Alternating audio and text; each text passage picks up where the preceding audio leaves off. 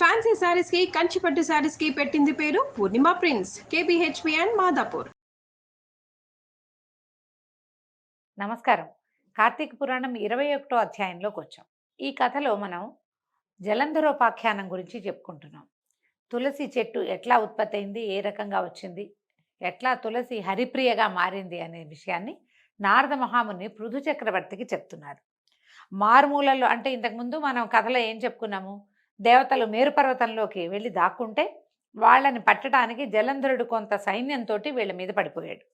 మారుమూలల్లో తలలు దాచుకున్నా కూడా వదలకుండా ముట్టడింప వస్తున్న జలంధరునికి భయపడిన వారైన దేవతలంతా పరిపరి విధాలుగా విష్ణుదేవత స్తుతి చేయటం మొదలుపెట్టారు. విష్ణు స్తుతి చేయటం మొదలుపెట్టారు. సకల దేవతలు చేసిన విష్ణు స్తోత్రం కార్తీక పురాణంలో కనపడుతుందండి. ఎన్నో విధాలుగా ప్రార్థించారు. నారదుడు చెప్తున్నాడు, ఇది కనుక ఈ స్తోత్రాన్ని కనుక చదువుకుంటే మనకి అన్ని రకాల కష్టాలు తొలుగుతాయట. అయితే సంస్కృతంలో ఉన్న దాంట్లోంచి తీసుకుంటే మనం తప్పులు లేకుండా దొరుకుతుందండి. అవకాశం ఉన్నవాళ్ళు చూడండి, పద్మపురాణంలో కనిపిస్తుంది. అయితే కూర్మాది అవతారములు ధరించిన వాడవు, సదా భక్తుల కార్యములు చేయటందు సంసిద్ధుడగవాడవును, దుఃఖములను నశింపచేయువాడవు, బ్రహ్మాదులను సృష్టించి వెలయింపచేయువాడవు, శంఖము గద పద్మము కత్తి ఆదిగా కలిగినటువంటి పంచాది ఆయుధాలను ధరించిన వాడు అయినటువంటి నీకు నమస్కారమగుగాక. భగవంతుని ఇట్లా ప్రార్థిస్తున్నారు. లక్ష్మీపతి, రాక్షసారాతి, గరుడవాహనుడు, పీతాంబరుడవు అయినటువంటి నువ్వు యజ్ఞాదులకు కర్తవు, క్రియారహితుడవు, సర్వరక్షకుడవు అయినటువంటి నీకు జయమగుగాక. రాక్షసులచే పీడింపబడిన దేవతల దుఃఖమనే కొండని నశింపజేయటంలో నువ్వు వజ్రాయుధం వంటి వాడివి, శేషసేనుడివి, సూర్యచంద్రులే నేత్రాలుగా కలిగిన వాడవైనటువంటి ఓ వ్యాపనశీలుడవైన విష్ణువా, నీకు నమస్కారము, పునః నమస్కారం, మళ్ళీ మళ్ళీ నీకు దండాలు పెడుతున్నాను తండ్రి అని ఇలా ఎన్ని విధాలో ప్రార్థించారు. ఈ విధంగా దేవతలతోటి కీర్తింపబడిన ఈ విష్ణు స్తోత్రాన్ని చదువుకుంటే కనుక ఎన్నో రకాల కష్టాల నుంచి కడతేరగలము అని చెప్తూ పృథువుకి ఈ రకంగా చెప్తూ నారదుడు మళ్ళీ పురాణ ప్రవచనానికి ఉపక్రమించాడు. ఇలా ఎన్ని విధాలో ప్రార్థించగా వాళ్ళ అరుపులు ఏడుపులు, దుఃఖంలో ఉన్నప్పుడు ఉండేది వేరే, కష్టం నెత్తిమీద పడిపోయినప్పుడు ఆ పిలుపు వేరేగా ఉంటుంది. మామూలు రోజువారీ ప్రార్థన వేరు, ఏదైనా కష్టం వచ్చినప్పుడు నువ్వు తప్పిస్తే నాకు ఇంకో దిక్కు లేదు, నీవే తప్ప ఇతఃపరం వేరుగా అంటామన్నమాట.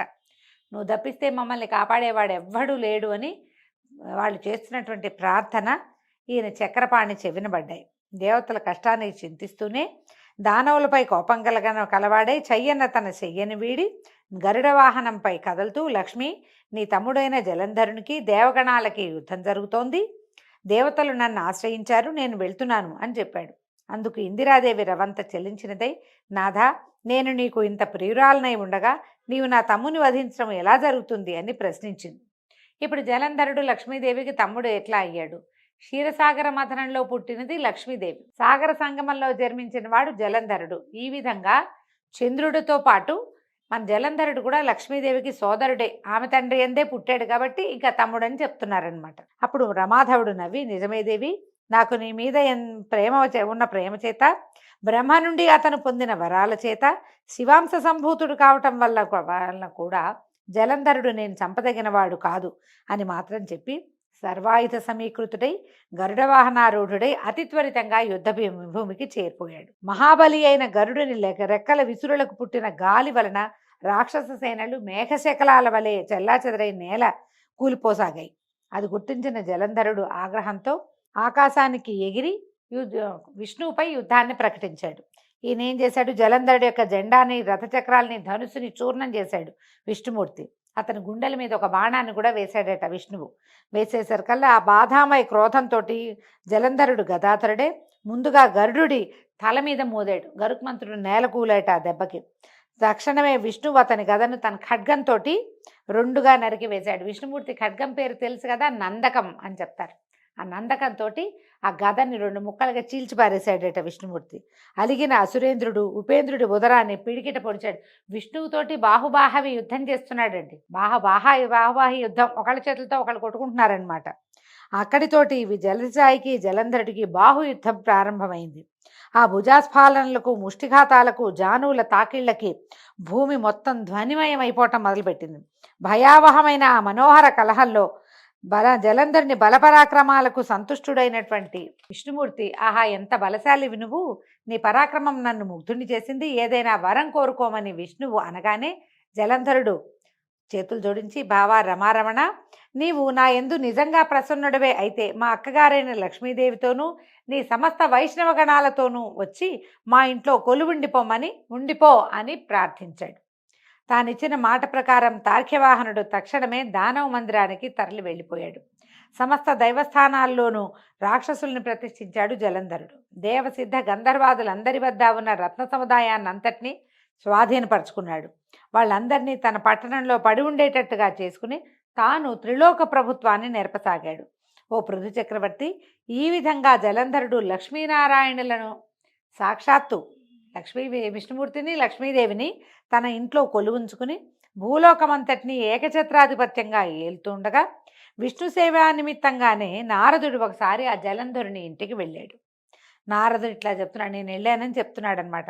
పృథురాజా, అలా తన గృహానికి వచ్చిన నన్ను జలంధరుడు చక్కటి భక్తి ప్రపత్తులతోటి శాస్త్రవిధిని సత్కరించి అనంతరము, ఓ మునిరాజా, నీవెక్కడి నుంచి విచ్చేశావు, ఏ ఏ లోకాలు దర్శించావు, నువ్వు వచ్చిన పని ఏమిటో చెప్తే తప్పక దాన్ని నెరవేరుస్తానని మాటిచ్చాడు. అప్పుడు నేను ఇలా అన్నాను, జలంధర, యోజన పరిమాణము పొడవు కలిగింది, అనేకానేక కల్పవృక్షాలు కామధేనువులు కలది, చింతామణుల చేత ప్రకాశవంతమైనది అయినటువంటి కైలాస శిఖరంపై పార్వతీ సమేతుడనైన పశుపతిని దర్శించాను.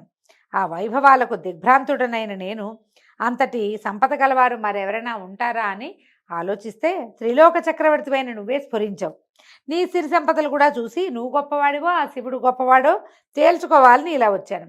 అన్ని విషయాల్లోనూ మీ ఇద్దరు ధీటుగానే ఉన్నారు, కానీ ఒక శ్రీరత్నపుటు ఆధిక్యత మాత్రం నీకంటే ఆ శివుడి దగ్గరే ఉంది. శ్రీరత్నం ఉంది శివుడి దగ్గర అని చెప్తున్నాడు. ఈ అప్సరసలు నాగకన్నులు మొదలైన దేవకాంతలు ఎందరైనా ఉందురుగాక, వాళ్ళంతా ఏకమైనా సరే ఆ ఏణాంకధారికి ప్రాణాంకస్థిత అయిన పార్వతీదేవి ముందు ఎవ్వరూ కొరగారు.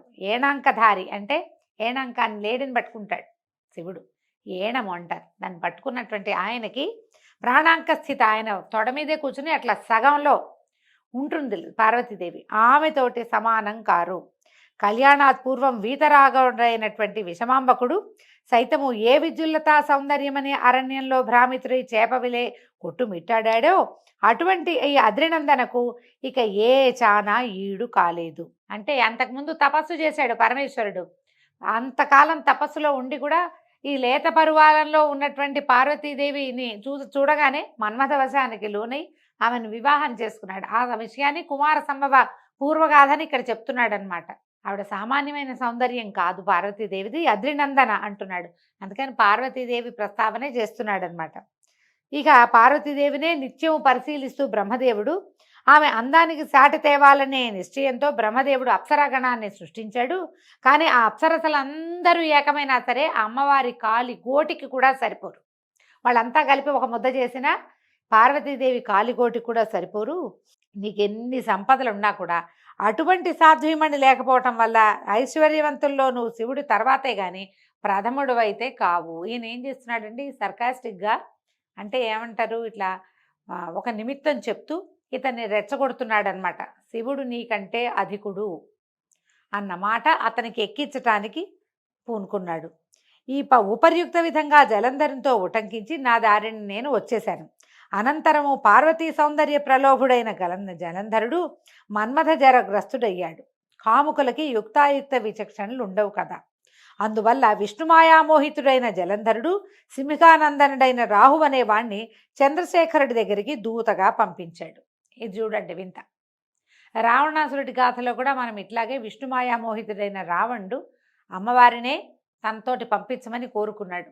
తర్వాత ఆ మాయలోంచి బయటపడి ఆమెను మళ్ళీ ఆయనకు అప్పచెప్పి అప్పుడు అతను ఏం చేశాడు, ఆత్మశైలింగాన్ని కోరుకున్నాడని మనం కథ వింటాం.